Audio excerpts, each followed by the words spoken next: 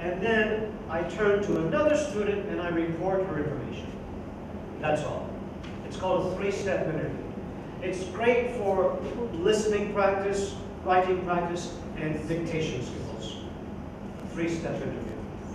Have you got it? And it works in teams of 3. So for instance, if he's the interviewer, he takes some questions from this student, and then he reports his answers to that student. Have you got it? Yes. Okay. So I'm just presenting these as different techniques. It's up to you to apply them to your own material. You can use this with any topic, right? And you can use it with any lesson. But you have to use your own creativity to adapt it to your classes. Talking chips. This is really popular in some American schools, especially at the elementary school level. And there's different versions. But it's for group work to make sure that all the students get a chance to speak. It's like a turn-taking technique. So there's different ways to do it. One way is you have some token, or a chip, or a pen, or something. You put it in the middle of the table, if there's a group. Every time a student wants to speak, they have to take the object, and then they can speak. It's a way to force turn-taking. So that's one way to do it. Another variation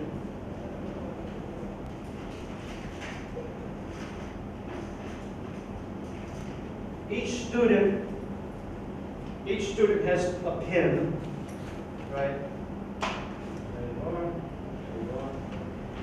And when the student has the answer or they want to speak, they put their pen down in the middle of the table.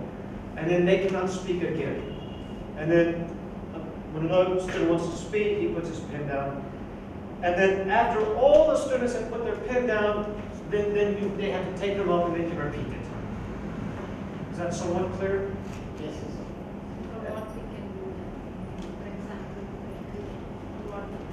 For group discussions, where you want to be sure that everybody is contributing. It's a way to force every student to speak. It takes a chance of picking it up. Takes a chance. Picking it up. No, that's not what it is. Everyone gets a chance to speak. Yeah, it's to force all the students to speak. Because then you cannot speak again until all the students have put their pens down. And then you can speak again. Then you can speak again. And a variation on it is first you put all the pens in the middle of the desk. If you want to speak, she takes a pen, she can speak. And then she cannot speak again until all the students have taken a turn. Do you see? So that everyone can involve. Yeah. So it's a technique to force participation. You can try it out in your class. I don't use it that much. Some teachers like it a lot. I mean, usually I like my students to feel more free to participate. But if you have some very shy students or the class is undisciplined, you can try this. Okay? Any questions or doubts about that? You know, we used this in graduate school. When I was studying how to be a teacher, our professors made us do this technique. They call it talking stick, they call it. And the groups would have a stick, and if you wanted to talk, you had to hold the stick. And so it forced everybody to take a turn and listen. The talking stick technique. Have you heard of this before, or something similar? Yeah.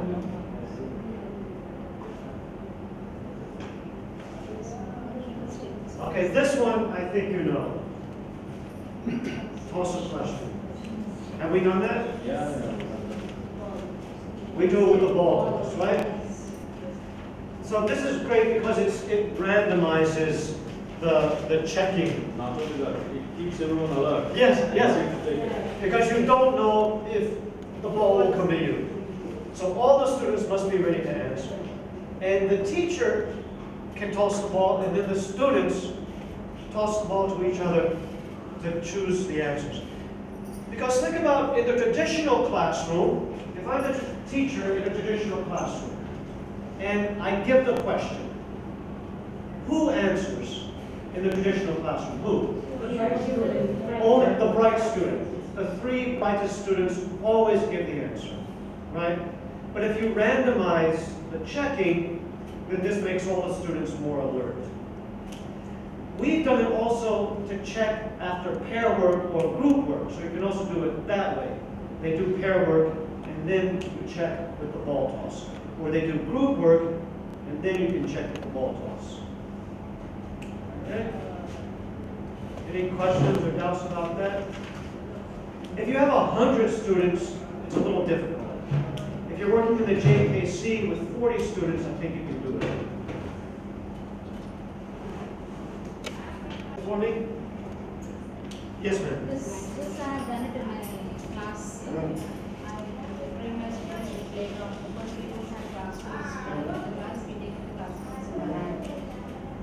And what I do is like it's a traditional game. We conduct the picnics and all. Like pass on pass. Pass on pass. In a bowl I put many things like lotus and then elephant. In various flowers, animals, things, everything. And I play the music. Music is available with the cell phone. The music stops, the bowl stops somewhere. They fix a paper, and the student has to speak on it. Okay. What is a lotus? Okay. Which way we use it? So how far he can speak? I don't pressurize that this many sentences you have to speak on. Whatever you get that, you have to speak on. So it was a good result. Because it is actually school games, you have to get it all. But I could get the message, information from them, and they could do this. And later on, I made them write the same thing as given as homework. Go home, check out what you have spoken in class, and take down more points, either from your lower classes books or from internet, what all you can gather, so that you get more material on it, either an elephant or a rose or a lotus, whatever it is. And later on, this was extended in a group work, and the lotus rose was given as a flower group, elephants as an animal group, in that way, and all the animals were put in an order, so that was a group, and it made a kind of essay writing also. Oh, nice. Yeah. We're going to do a similar activity in half an hour. Yeah. That's not the blackboard share, though. But actually, this morning we've done that. A toss a question. Group discussion, how and why. A toss question. Okay. So the blackboard share. This morning we've done. Yeah. Yes. While someone is explaining, the other one is writing on the board. Yeah, so in the blackboard share, you give the chalk with a marker to the students, and one student from each group has to come and write something on the board from their group. That's all. Numbered heads together, you can read that. I don't want to explain that. The gallery tour. Remember Srinivas's poster presentation? He talked about it this morning. The gallery tour is the same idea, except the students, they put their posters on the wall, and then the other students, they go around and they look at each poster, as in an art gallery, and they learn the information that way. Sometimes the students will stand with their poster, and the other students will come, and they'll explain their poster, and then the students will go to the next poster, and some students will explain their poster, and so on. We call it a gallery tour. The rotating poster review. This is a very nice review technique. So imagine, for instance, we studied the parts of speech. Maybe in the last 3 weeks we've been studying the parts of speech, and I want to review the parts of speech with my students. So what I do is, you can do it on the board or on the posters. If you do it on the board, you can divide the board into posters, right? And then here, for instance, I put noun, verb, and so on, adjective, adverb. So whatever you've been studying, it's a review technique. Or you put one category on a poster, whatever the topic is, and you put the poster on the wall. And then the students, they have to come around either in a group or in pairs or even individually, and they write whatever they remember about the topic on the poster. So what do I remember about nouns? I write it. What do I remember about verbs? The student writes it. What does the student remember about adjectives? He writes it. And in that way, all the students or groups, they put all their knowledge together and you have a review. Have you got it? No?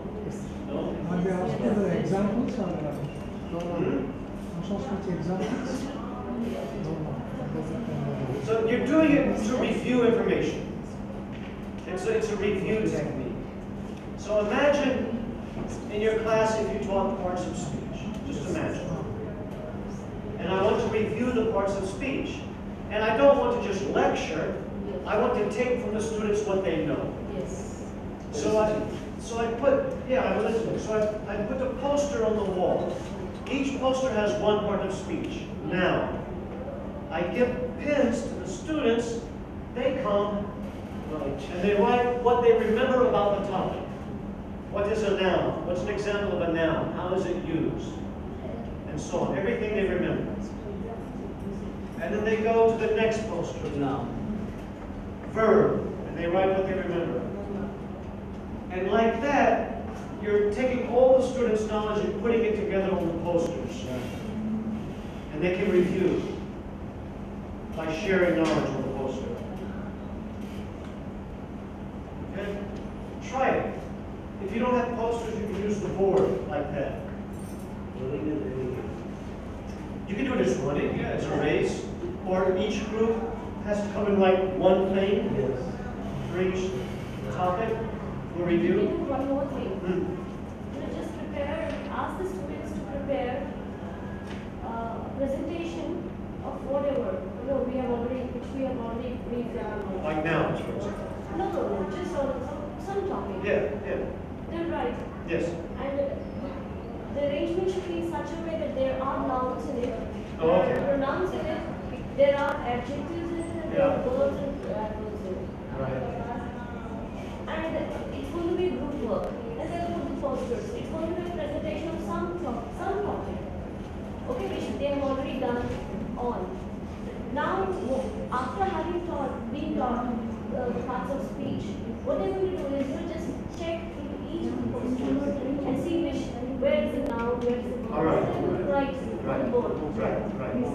From the posters, taking from the posters. Yeah. And just checking, then we'll check whether their information is right or wrong, whether they understood it or not. Fine. Yeah. And it's clarified or not. Yeah, that's good also.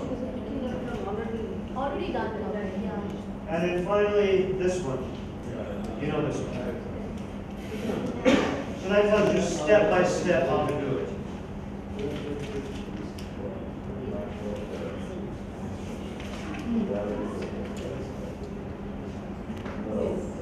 Okay? Yeah.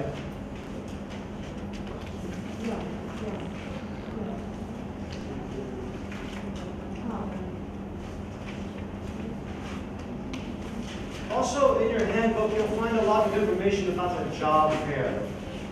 When I was teaching in Japan, I had to teach a job skills course. And the way I organized the job skills course, it was a short course, it was about a month long.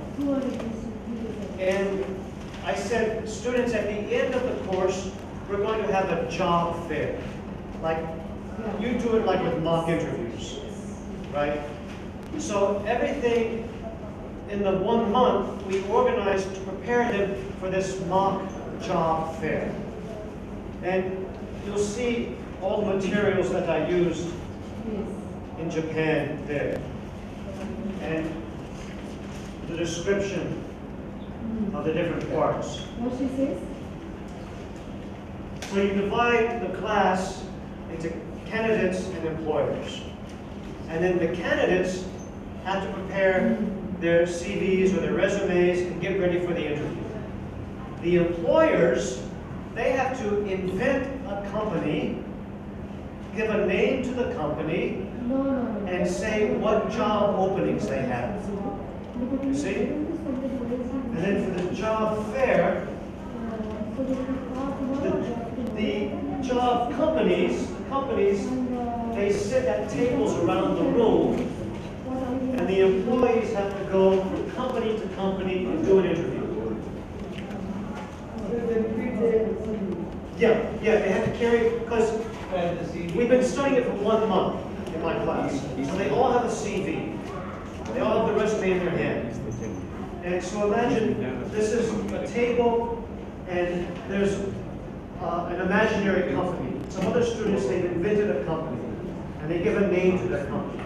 And they say, we have 3 job openings, and the requirements are this. We're looking for a candidate with good English skills, good math skills, and good computer skills. And the students come with their resume, and they have to do a mock interview. And then the employers, they have a list, and they're choosing who are the best candidates. And the employers, they have a list of questions also. They prepared a list of questions. And then the candidate goes to the next table. Again, he meets them, shakes their hand, does another mock interview. And then to the next table. And in this way, all the students are doing it at the same time. A mock job fair. And I do it in the classroom. And so the students get a lot of practice with those interview skills. And I do it on the last day of the job skills training course. So you can consider something like that. You do something similar with the mock interviews. And then they change their roles. And then the employers, they have to make a resume. Well, in fact, they've all made resumes already. And then I change the rules. You do it similar with your mock interviews. Who interviews the students? The teacher? No, the students. The students. So the same. Yeah. So, yeah. The other day we had a look at this list of questions. Yeah. We give that sheet to one of the students. Yes. He acts as an interviewer. Yeah. And another student comes with his original resume. Right.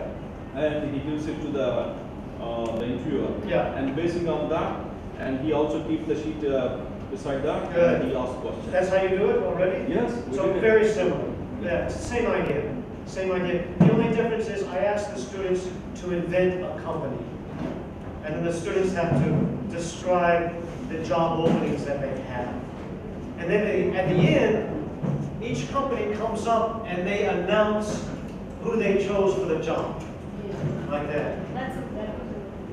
So then it becomes like a competition. So you'll find the description of how I did that step by step in your handbook. And try it, or you can try parts of it and see what works.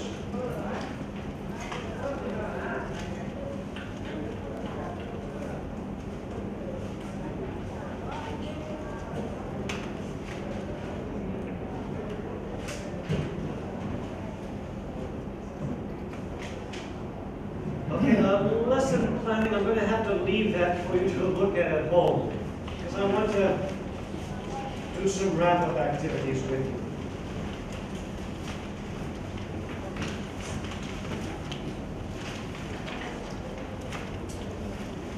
Just so you know, on the last page of the handbook, there are some website addresses for you. These are other resources that are offered by the U.S. government for English language teachers. Facebook page. They offer lots of free seminars or webinars and different kinds of training for English teachers. For many of them, all you have to do is sign up, and you can do it. Some of them you have to apply for and so on. But they do a lot of them, and if you register on their Facebook page, you can always know what courses or web seminars are coming on. So I encourage you to join their Facebook page so you can get all the information. Here, there's a nice resource for English language teachers. Here, you mentioned you did a course with the University of Oregon. That's skills. That's skills. Yeah, so they have a very nice website, resources for English teachers. The American Library in Chennai, if you register with them, then you can have access to their database. And it's a huge database, it's an online database. But you have to become a library member before you get access to the database. And that tells you here, the e-library, that's the database. And do we have any more of those forum magazines for this batch?